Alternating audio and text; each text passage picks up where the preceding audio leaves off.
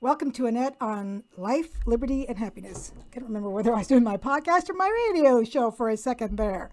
If you don't know it, I have a radio show, AM 560 KLZ, Denver, Annette on America. Anyway, it's Annette all over the place, right? So I have this story today that I wanted to cover because it's huge and it's a big deal and it's being largely ignored by the media because, ta-da, it's about the media in part. All right, so this is from Glenn Greenwald, September 22nd. You can go to, I think it's big Substack, greenwald.substack.com, and find this article. It says, new proof emerges of the Biden family emails, a definitive account of the CIA/media/big tech fraud.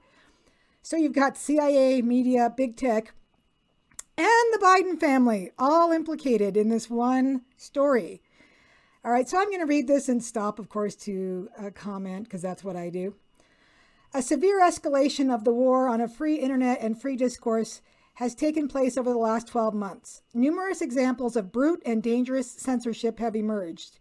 The destruction by big tech monopolies of Parler, it's really Parlay, but everyone says Parler, at the behest of Democratic politicians at the time that it was the most downloaded app in the country, the banning of the sitting president from social media, and the increasingly explicit threats from elected officials in the majority party of legal and regulatory reprisals in the event that tech platforms do not censor more in accordance with their demands. And you recall I've been talking about this, how I think that people or entities like YouTube and Facebook have become government actors when they're doing what the government tells them to do, and that they should be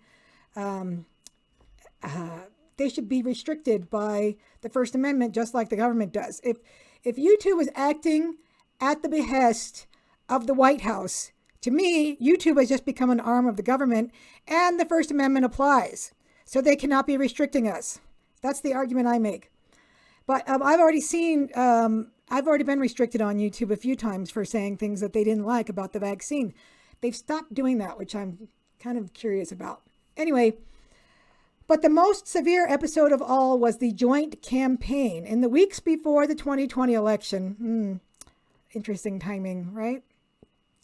By the CIA, big tech, the liberal wing of the corporate media, and the Democratic Party to censor and suppress a series of major reports about then presidential frontrunner Joe Biden. On October 14th and then October 15th, 2020, the New York Post, the nation's oldest newspaper, published two news reports on Joe Biden's activities in Ukraine and China that raised serious questions about his integrity and ethics, specifically whether he and his family were trading on his name and influence to generate profit for themselves. The Post said that the documents were obtained from a laptop left by Joe Biden's son, Hunter, at a repair shop. Because you guys remember this. So you guys remember this story, the Biden laptop, which magically none of these big media outlets were interested in covering, even though we all knew. What I really want to know, and I will never find this out because no one's ever going to be honest. I really want to know if some of these big media outlets like Facebook, YouTube, some of the big CNNs, that kind of thing, are they regretful now that their actions got Joe Biden elected? I'm like, honestly, I want to know in their heart of hearts, do they regret it now that they see some of the stuff Joe Biden's done? Namely, Afghanistan. I'm guessing that they're probably okay with the vaccine mandate, as horrible as it is. But I'm just wondering, because they obviously did all this nefarious stuff to help get Biden elected. I'm just wondering if they now regret this. Anyway, from the start, the evidence of authenticity was overwhelming. The Post published obviously genuine photos of Hunter that were taken from the laptop. Investigations from media outlets found people who had received the emails in real time, and they compared the emails in their possession to the ones in the Post's archive, and they matched word for word. One of Hunter's own business associates involved in many of these deals, Tony Bobulinski, confirmed publicly and in interviews, I remember these, that the key emails were genuine and that they referenced Joe Biden's profit participation in one deal being pursued in China. And as a completely unrelated side note, You know, China has now gone into Afghanistan and is taken over Bagram Air Force Base, right? And are making deals with Taliban and are probably getting all that booty left behind by Biden. But I'm sure that's completely as disconnected from money that Joe Biden has received from China. I'm sure there's no relation. A forensics analyst issued a report concluding the archive had all the earmarks of authenticity. Not even the Bidens denied that the emails were real, something they, of course, would have done if they had been forged or altered. In sum, as someone who has reported on numerous large archives similar to this one and was faced with the heavy burden of ensuring the documents were genuine before risking one's career and reputation by reporting them, it was clear early on that all the key metrics demonstrated that these documents were real. Despite all that, former intelligence officials such as Obama's CIA Director John Brennan and his Director of National Intelligence James Clapper led a group of dozens of former spooks in issuing a public statement that disseminated an outright lie, namely that the laptop was Russian disinformation. Note that this phrase contains two separate assertions. One, the documents came from Russia, and two, they are fake or disinformation. The intelligence officials admitted in this letter that, in their words, we do not know if the emails are genuine or not, and also admitted that we do not have evidence of Russian involvement. Yet it repeatedly insinuated that everyone should nonetheless believe this. This is from the letter from these intelligence people. We want to emphasize that we do not know if the emails provided to the New York Post by President Trump's personal attorney, Rudy Giuliani, are genuine or not, and we do not have evidence of Russian involvement, just that our experience makes us deeply suspicious that the Russian government played a significant role in this case. If we are right, this is Russia trying to influence how Americans vote in this election, and we believe strongly that Americans need to be aware of this. That, to me, is just inexcusable. So they're basically writing a letter saying, well, it could be, we don't know, but we're going to write a letter anyway, saying that we think it's probably Russian disinformation. We have no proof of it. We want you to know we don't have proof, but we're going to say that we think so anyway. But the complete lack of evidence for these claims that even these career CIA liars acknowledged plagued their assertions did not stop the corporate media or big tech from repeating this lie over and over and over, and far worse, using this lie to censor this reporting from the internet.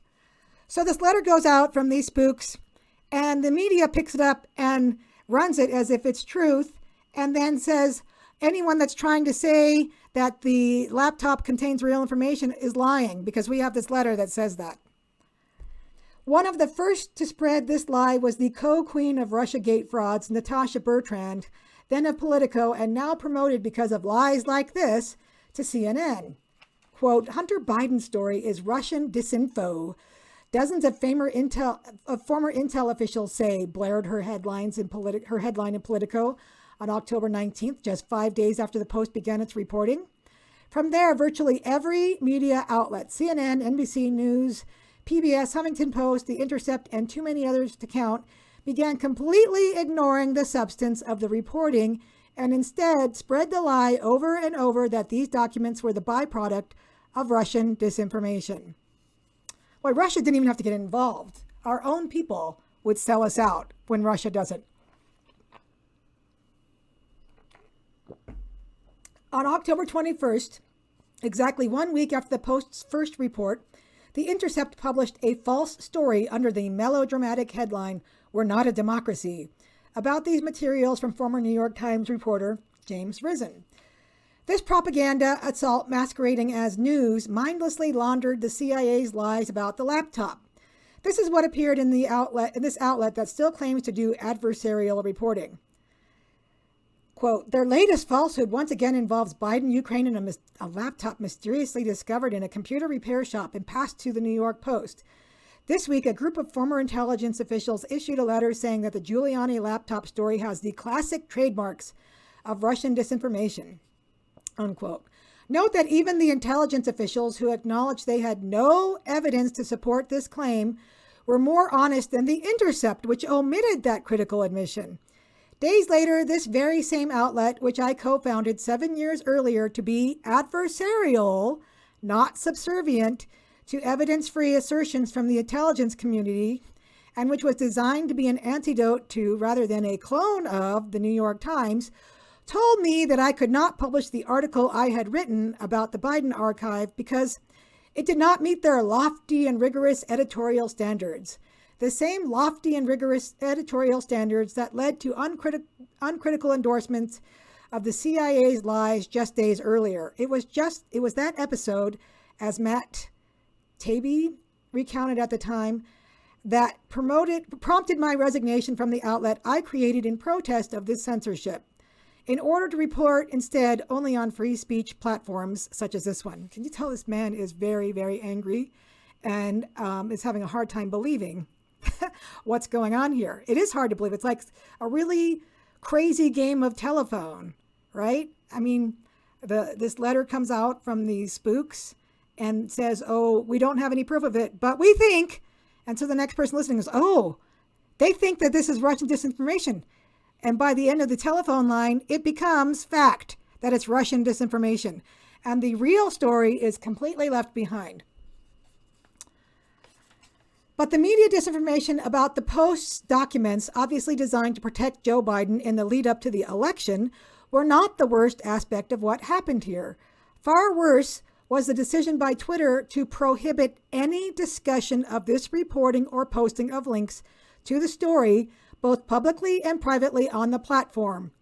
Worse still was the immediate announcement by Facebook through its communications executive, Andy Stone, a lifelong Democratic Party operative, that it would algorithmically suppress the story pending a fact check by Facebook's third-party fact check partners. Oh, we know how great those fact checkers are, don't we? Ask John Stossel, right? He's in the middle of suing Facebook because the fact checkers outright lied on Facebook about what he said.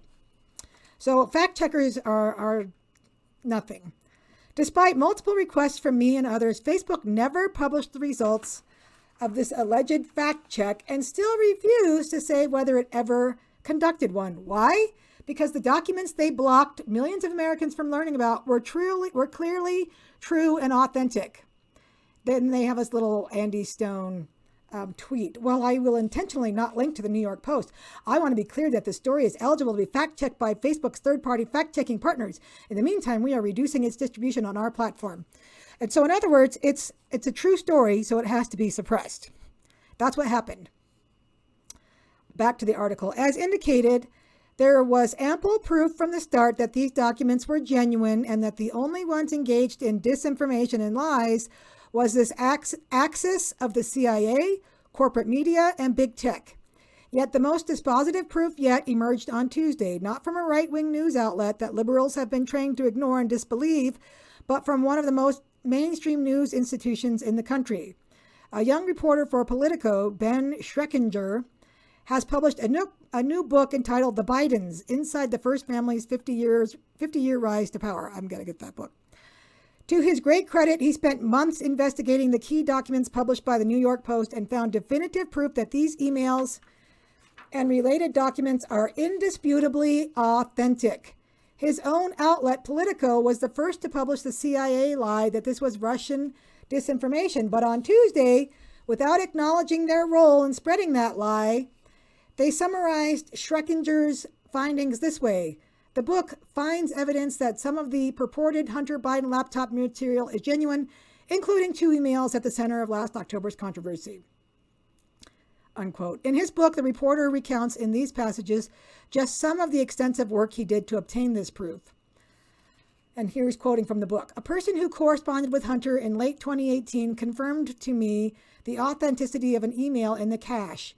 Another person who corresponded with Hunter in January 2019 confirmed the authenticity of a different email exchange with Hunter in the cache. Both of these people spoke on the condition of anonymity, citing fears of being embroiled in a global controversy. A third person who had independent access to Hunter's emails confirmed to me that the emails published by the New York Post related to Burisma and the CEFC venture matched the substance of emails Hunter had in fact received. Unquote. This person was not in a position to compare the published emails word for word to the originals. The National Property Board of Sweden, part of the Swedish Finance Ministry, has released the correspondence between Hunter and the House of Sweden employees to me and to a Swedish newspaper, Dagens Nyheter, under the country's Freedom of Information law. Emails released by the property board match emails in the cache. Given what I regard as the unparalleled gravity of what was done here, widespread media deceit toward millions of American voters in the weeks before a presidential election based on a CIA lie, along with brute censorship of the story by big tech, and given that so much of what was done here took place on television, we produced this morning what I regard as the definitive video report of this scandal. I realize this report is longer than the standard video. It is just over an hour, but I really believe that it is vital, particularly with the emergence of this new indisputable proof, to take a comprehensive look at how the intelligence community, in partnership with big tech and the corporate media, disseminated massive lies and disinformation using censorship and other manipulative techniques to shape the outcome of what was a close election. We will very shortly institute our new feature of producing transcripts for all videos, blah, blah, blah. Okay, after observing what they did, I hope and believe you will have a similar reaction to the one I had after spending the day compiling and reporting it all. No matter how much you despise this sector of the corporate media, it is nowhere near close enough to be to the level of contempt and scorn they deserve. You can watch our video report on my Rumble page or on the player below. All right, when I post this episode, I will post a link to this article, and you can go in and get the link to the hour-long video. And I'm going to be getting this book from, what was it, Tyler, let me find his name here. And everyone needs to get this book. I'm guessing it's going to be hard to find, but hopefully Amazon will not censor it. It's put out by, this guy's on the Politico. This is not some far-right guy. And I also want to know, okay, Ben Schreckinger, Schreckinger, and the book is The Bidens, Inside the First Family's 50-Year Rise to Power. So I say we all buy that book, share it with a friend, nice Christmas present, and talk to everyone we know about this, because this thing has got to make waves in the current political community. This is just, we have a sitting president who we have proof here is crooked. And we, all of us on the right knew that, and probably most people on the left knew it, but they just didn't want to admit it. They didn't want to care. They didn't want to have Trump in. Trump derangement syndrome is real, and so they didn't want to have Trump in. They would rather have a corrupt, old, crazy Joe Biden as president than Trump. And so that obviously all big tech and media and the CIA went along to help kill this story, which should have killed Biden's candidacy, but didn't. Anyway, I had to share that story. When I get the book, I will read it and I will do an episode on it. I highly recommend that you get it as well. Share this episode with your friends. Subscribe, like, share. I'm still looking for a few more subscribers to get to 800 so I can give away the free 72-hour kit that my friend Nate is just waiting to send to a lucky person. All right. Well, thank you for listening to Annette on Life, Liberty, and Happiness, where freedom lovers gather.